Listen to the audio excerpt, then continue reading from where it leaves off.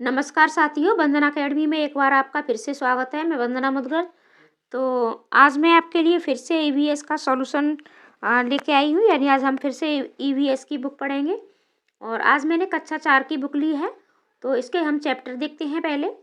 तो इसके चैप्टर हैं चलो चलें स्कूल, और आज हम इसी चैप्टर को पढ़ेंगे, चलो चलें स्कूल।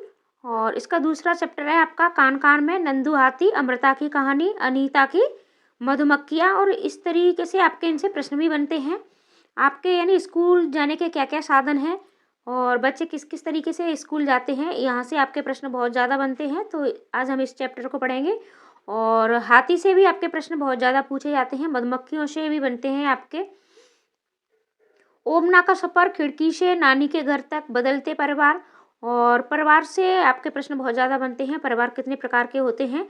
आपका संयुक्त परिवार होता है, एकाकी परिवार होता है, और संयुक्त परिवार में कौन कौन लोग रहते हैं, ये यानी मैं इन सब पर चर्चा करेंगे हम। और फिर है आपका हु तू तू। और फुलवारी, कैसे बदले घर, यानी घर कैसे बदले, पहाड़ों से समुंदर तक। बशवा का खेत, मंडी से घर तक, चू चू करती आई चिड़िया, नंदिता मुंबई में, पानी कहीं ज़्यादा कहीं कम। जड़ों का जाल, मिलकर खाएं, खाना खिलाना, दुनिया मेरे घर में। और पोचमपल्ली, पोचमपल्ली से आपका प्रश्न बहुत बार पूछा गया है। दूर देश की बात, चटपटी पहेलियाँ, फौजी वहीदा। अगर आप पहली बार में सीटेट क्लियर करना चाहते हैं तो एनसीईआरटी बुक्स अवश्य पढ़ें। और फिर है आपका कोशिश हुई कामयाब। ये हमारे कुछ चैप्टर थे और ये सारे चैप्टर मैंने पढ़ा दिए हैं। एक एक करके हम इन सभी चैप्टरों को पढ़ेंगे। तो आज का हमारा चैप्टर है चलो चलें स्कूल। तो चलो शुरुआत करते हैं। अगर आपने अभी तक चैनल को सब्सक्राइब नहीं किया है तो चैनल को सब्सक्राइब अवश्य कर लें, क्योंकि आपको एनसीईआरटी सॉल्यूशन की वीडियो डेली मिलेंगी और प्रैक्टिस सेट की वीडियो आपको डेली मिल ही रही है, साथ ही साथ कंटेंट पर भी वीडियो मिल रही है। समय आपके पास बहुत कम है, यानी मान के चलिए कि आपका जो जनवरी का महीना है वो तो आपकी सिर्फ रिवीजन के लिए ही हो जाएगा। मात्र 1 महीने का ही टाइम है आपके पास। तो इस 1 महीने में आपको प्रीवियस ईयर्स के प्रैक्टिस सेट अवश्य लगाने हैं और इसके साथ साथ आपको एनसीईआरटी अवश्य पढ़नी है। तो चलो शुरुआत करते हैं। चलो चलें स्कूल। आओ कुछ बच्चों से मिलें और देखें कैसे कैसे ये बच्चे स्कूल पहुंचते हैं। यानी प्रत्येक जगह, प्रत्येक राज्य में जो बच्चे हैं वो अलग अलग माध्यमों से, अलग अलग चीज़ों से कहाँ अपने स्कूल पहुंचते हैं। तो सबसे पहले हम देखते हैं बांस से बना पुल। और ये बांस से बने पुल से बच्चे, ये हमारा असम है। असम में बच्चे स्कूल कैसे जाते हैं? बांस से बने पुल से जाते हैं। हमारे यहाँ बारिश बहुत होती है, कभी कभी तो चारों तरफ घुटनों तक पानी भर जाता है, फिर भी हम स्कूल जाने से नहीं रुकते। एक हाथ में किताबें उठाते हैं और दूसरे हाथ से बांस को पकड़ते हैं। हम जल्दी जल्दी बांस और रस्सी से बना पुल पार करते हैं। यानी ये रस्सी और बांस से बना पुल होता है। इसे आप देख भी सकते हो, ये मैं थोड़ा बड़ा करके आपको दिखा देती हूँ। और बच्चे क्या करते हैं, एक हाथ में बुक लेते हैं और दूसरे हाथ में क्या करते हैं, किताबें लेते हैं और इस तरीके से पुल पार करके और स्कूल पहुंचते हैं। ये एक्टिविटी है। कुछ ईंटें लो, इन्हें खुली जगह पर सीधी लाइन में रखो जैसे चित्र में दिखाया गया है। अब इन पर चलने की कोशिश करो। क्या ये आसान लगा? यानी आप बच्चों से ये एक्टिविटी करवा सकते हो। अगर आपके यहाँ मतलब खुला मैदान है और आपके यहाँ के बच्चे यानी इस तरीके से पुल पार नहीं कर सकते हैं, अपनी टीचर की मदद से 4-5 बांसों को बांधकर एक छोटा सा पुल बनाओ। आप पुल भी बना सकते हो, उस पर चलकर देखो। ये बच्चों के लिए एक्टिविटी है और ये एक्टिविटी आप बच्चों से करवा सकते हो। जूते चप्पल पहनकर पुल पर चलना ज़्यादा आसान होगा या नंगे पैर? तो इस तरीके से आप बच्चों से पूछ सकते हो। तो असम में बच्चे स्कूल किस तरीके से जाते हैं? बांस से बने पुल को पार करके जाते हैं। अगला हम देखते हैं। अगला है ट्रॉली से। और इस ट्रॉली में कहाँ से जाते हैं? लद्दाख है। और ये देखो आपकी ट्रॉली है, यानी इसमें बैठ कर के बच्चे अपने स्कूल तक पहुँचते हैं। स्कूल पहुँचने के लिए हमें रोज़ नदी पार करनी होती है, खूब चौड़ी और गहरी नदी। नदी के पार जाती हुई मजबूत लोहे की रस्सी होती है, ये दोनों तरफ से भारी पत्थरों या पेड़ों से कसकर बंधी रहती है। ट्रॉली यानी लकड़ी से बना झूला पुली की मदद से इस रस्सी पर सरकती है। हम 4-5 बच्चे एक साथ ट्राली में बैठ जाते हैं और पहुंच जाते हैं नदी के उस पार। तो यानी एक बार में 4-5 बच्चे ही इसमें बैठ करके और नदी के उस पार जाते हैं। सोचो कितना कठिन है, ठीक है। इस तरीके से स्कूल डेली इधर से उधर जाना और उधर से फिर इधर आना। अब देखो ये है, ये आप बच्चों से एक्टिविटी करवा सकते हो। चित्र फर्स्ट और सेकंड को देखो, बच्चे से कुएं बाल्टी में खींच रहे हैं, ठीक है, यानी कुएं से बाल्टी खींच रहे हैं। क्या दोनों चित्रों में अंतर है? ये पहला बच्चा है तो ये क्या कर रहा है, ये सादा खींच रहा है और ये पुली का प्रयोग कर रहा है। तो आप इस तरीके से बच्चों से पूछ सकते हो कि सबसे मतलब सरल तरीके से आप बाल्टी को किस तरीके से खींच सकते हो। अगला है सीमेंट का पुल, और यानी लकड़ी और बांस के पुलों के साथ साथ हमारे सीमेंट के भी पुल होते हैं। तो कुछ बच्चे सीमेंट का पुल पार करके भी स्कूल जाते हैं।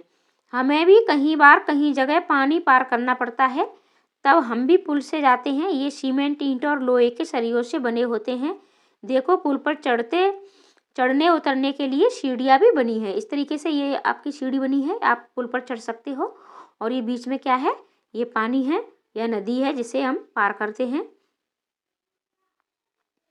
अगला है हमारा आप बच्चों से एक्टिविटी करवा सकते हो कि अपने आसपास की किसी पुल या पुलिया को देखो और उसके बारे में लिखो, और वह कहाँ बना है, पानी पर, सड़क पर या पहाड़ों के बीच कहाँ बना है। इस तरीके से आप बच्चों से एक्टिविटी करवा सकते हो और ये एक्टिविटी होती है। फिर है आपका केरल। तो केरल में बच्चे कहाँ मैं थोड़ा कलर चेंज कर लूँ, ये थोड़ा कम दिख रहा है आपको। तो ये केरल है। तो केरल में बच्चे किस तरीके से जाते हैं स्कूल। तो केरल के कुछ भागों में बच्चे पानी को पार करने के लिए बल्लम, लकड़ी की बनी छोटी नाव, यानी लकड़ी की एक छोटी नाव होती है और इसे क्या कहते हैं, इसे बल्लम कहते हैं, में बैठकर स्कूल पहुंचते हैं।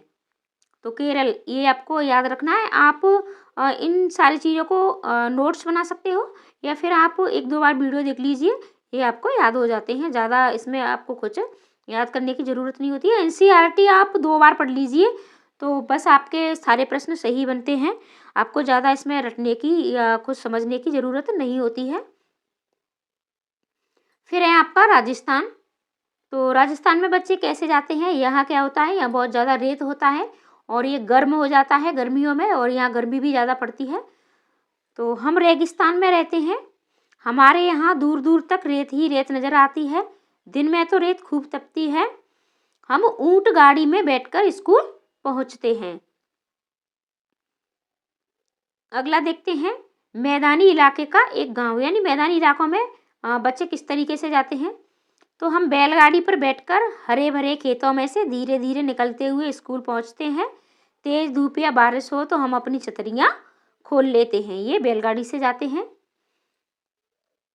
अगला देखते हैं, और आप बच्चों से एक्टिविटी इस तरीके से करवा सकते हो, प्रश्न पूछ सकते हो, क्या तुम्हारे यहाँ भी बैलगाड़ियाँ होती हैं, क्या उसमें छत होती है, उसके पहिए कैसे होते हैं।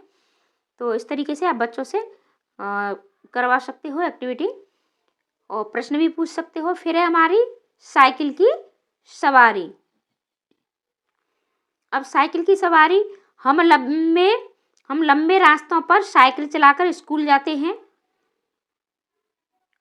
और पहले तो स्कूल दूर होने के कारण कई लड़कियां स्कूल जा ही नहीं पाती थी, पर अब 7-8 लड़कियों की टोली मुश्किल रास्तों को भी पार कर जाती है। यानी अब लड़कियां क्या है, टोली बनाती हैं और स्कूल किससे जाती हैं, साइकिल से जाती हैं। बच्चों से एक्टिविटी आप करवा सकते हो, तुम्हारे स्कूल में कितने बच्चे साइकिल से आते हैं, क्या तुम्हें साइकिल चलाना आती है, यदि हाँ तो किससे सीखी। इस तरीके से आप बच्चों से प्रश्न पूछ सकते हो। और फिर है आपकी ये जुगाड़। अब जुगाड़ क्या होती है, तो जुगाड़ है यानी किसी कार्य को करने यानी जाने के लिए जुगाड़ कर लेना, ठीक है। तो ये देसी भाषा में है, ये जुगाड़ कर लेते हैं यानी किसी काम के लिए। तो हमारी गाड़ी का नाम जुगाड़, ये फटफट करती हुई चलती है ना शानदार। आगे से देखो मोटर बाइक की तरह दिखाई देती है, पर पीछे से लकड़ी के फट्टों से बनी है। यानी ये क्या है, ये जुगाड़ बना लिया है इन भाई साहब ने। क्या किया है कि मोटरसाइकिल पर ही और पीछे से इस तरीके से ये ट्रॉली लगा रखी है और इसमें बच्चे बैठते हैं और इसको जुगाड़ का नाम दिया है। अब आप बच्चों से प्रश्न पूछ सकते हो, क्या तुम्हारे इलाके में भी इस तरह की गाड़ी होती है? तुम्हारे यहाँ इसे क्या कहते हैं? तुम ऐसी गाड़ी में बैठना पसंद करोगे और क्यों करोगे? क्या तुम बता सकते हो कि इसे जुगाड़ क्यों कहते हैं? और जुगाड़ पुराने बच्चे सामान के इस्तेमाल से बनता है। तुम भी कुछ चीज़ों के जुगाड़ से कोई नई चीज़ बनाओ, यानी जो पुरानी हमारी वस्तु है उससे कुछ नया कर लेना, और ये क्या होता है? ये हमारा जुगाड़ कहलाता है।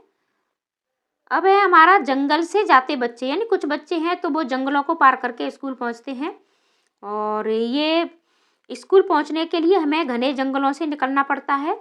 कहीं कहीं जंगल इतना घना होता है कि दिन में भी रात जैसे लगता है। उस सन्नाटे में कहीं पक्षी और जानवरों की आवाज़ें भी सुनाई देती हैं। बताओ, खुद सोच के देखो कि इतनी कठिनाई से बच्चे क्या है स्कूल पहुंचते हैं। और आप बच्चों से पूछ सकते हो, क्या तुम कभी घने जंगल या ऐसी किसी जगह से गुजरे हो और कहाँ? अपने अनुभवों के बारे में कॉपी पर लिखो। ये बच्चों से आप एक्टिविटी करवा सकते हो। और क्या तुम कुछ पक्षियों को उनकी आवाज़ों से पहचान सकते हो?